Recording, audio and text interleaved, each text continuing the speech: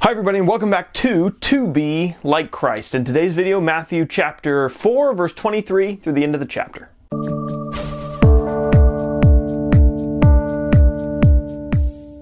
And he went throughout all Galilee, teaching in their synagogues and proclaiming the gospel of the kingdom and healing every disease and every affliction among the people.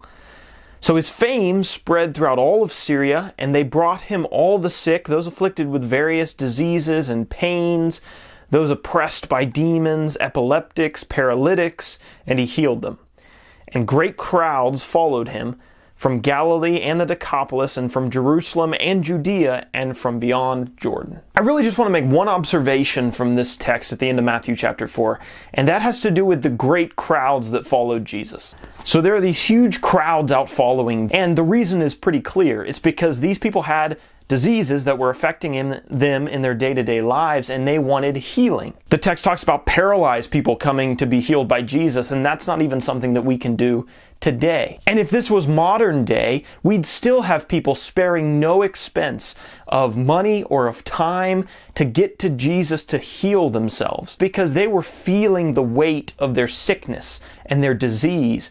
People who were paralyzed, that was impeding their bodily function. It was probably impeding the way they went about their day. People who had demons or epileptics, obviously, they were feeling the pain that came along with that and the struggle. And so huge crowds came out to see Jesus, and they just followed him around. And so our question for the text should be, where did the crowds go? When we look around our culture, we don't find massive amounts of people spending their time and sparing no expense to come to Jesus. Very few people would describe their worship attendance or the gathering for a church function as being a great multitude of people. And why is that? I think the reason for that is because we have a problem with nearsightedness. Jesus came and he was performing all these miracles and he was healing all of these sick people, but that wasn't his primary purpose. His primary purpose was actually to use those miracles to communicate a more significant message. And that was that Jesus wasn't just there to heal our bodies,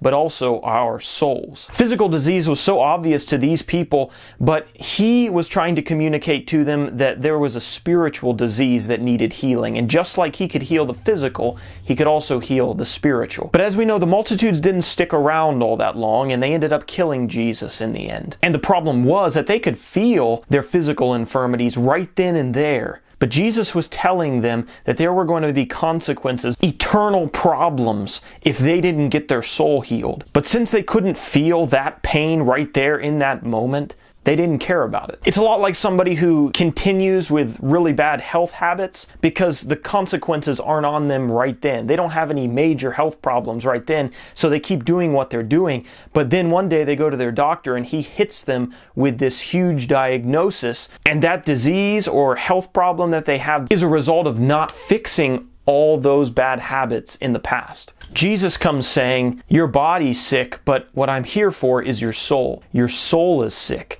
And I am the only medication, I am the only remedy to that sickness, and that sickness is sin. And if you keep living in sin long enough until the day that you meet God, then there are going to be terrible pains and terrible suffering because you're going to be forever separated from God if you don't take action now. And if that's you, you're going to look back and you're going to wish you had done something about it, because at that point it'll be too late. So why don't we see great multitudes flocking to Jesus today?